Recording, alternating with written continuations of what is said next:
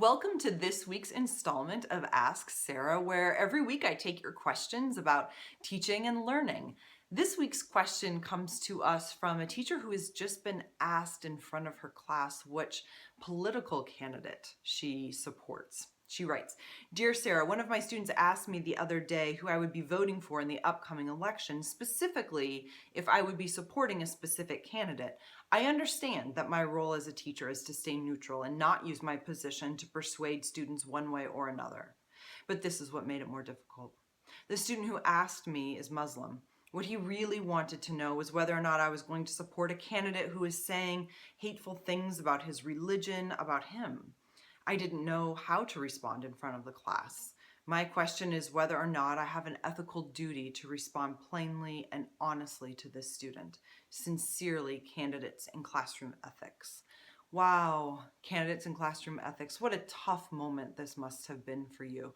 But first of all, I think that you're right, that our job is not to teach students what to think, but instead how to think. We have to teach them how to ask the tough questions, how to discern information, how to formulate their own opinions on their own terms.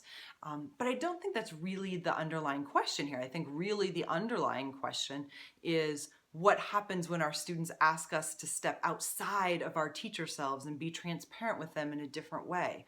And so here you are being asked to cross one line in service of another. But I actually think that you know what to do, because if this were on the playground and a student had been bullied, or the student told you that in the lunchroom he had overheard racist slurs, you would know exactly what to do. You would do what you do in this moment, which is look the student right in the eye in front of the rest of the class.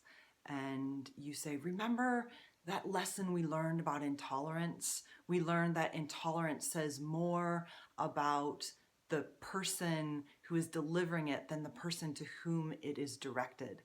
And then you look at him and you say, I am so grateful that you are here every single day, and I want it to stay that way. Then you remember that you taught the student and the rest of the class that's listening not what to think, but how to think, and you have to believe that you did it well. With Teacher to Teacher, this is Ask Sarah, and I'd like to remind you that you can submit your questions to us via Facebook or Twitter or under the Ask Sarah tab on my website, which you can find at sarahbrownwesling.com.